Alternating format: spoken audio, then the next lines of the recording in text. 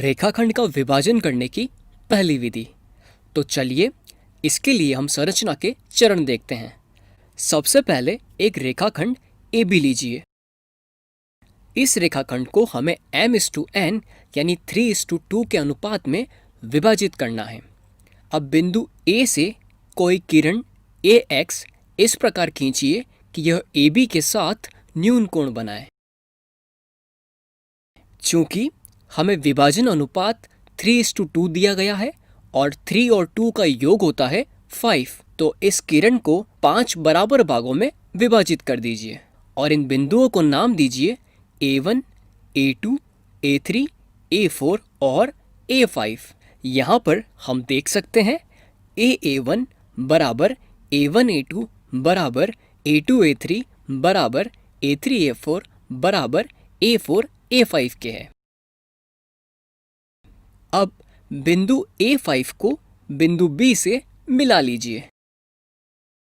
अब बिंदु A5 पर AX से AB तक एक चाप खींचिए। चूंकि यहाँ पर हमें m=3 दिया गया है, तो प्रकार की उसी माप को लेकर बिंदु A3 पर एक चाप खींचिए। अब प्रकार से बिंदु A5 पर कोण को मापिए तथा बिंदु A3 पर समान कोण बनाइए, अर्थात कोण A5B के बराबर कोण A3 पर बनाइए।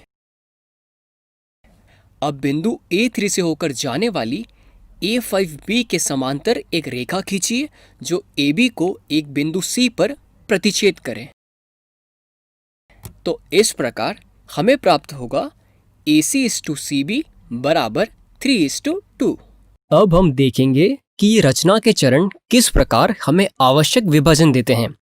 हमने पिछली कक्षाओं में आधारभूत समानुपातिकता के प्रमेय के बारे में पढ़ा है।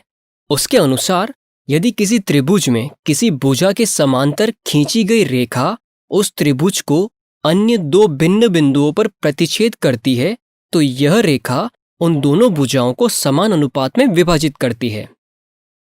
उदाहरण के लिए दिए गए त्रिभुज ABC में यदि हम मान लें कि DE भुजा BC के समांतर है, तो प्रमेय के अनुसार AD/BD बराबर AE/CE होगा। चूंकि A3C भुजा A5B के समांतर है, इसीलिए BPT के द्वारा AA3/A3A5 बराबर AC/CB होगा। अब हमारी रचना से हमें प्राप्त हुआ है AA3/A3A5 बराबर 3/2।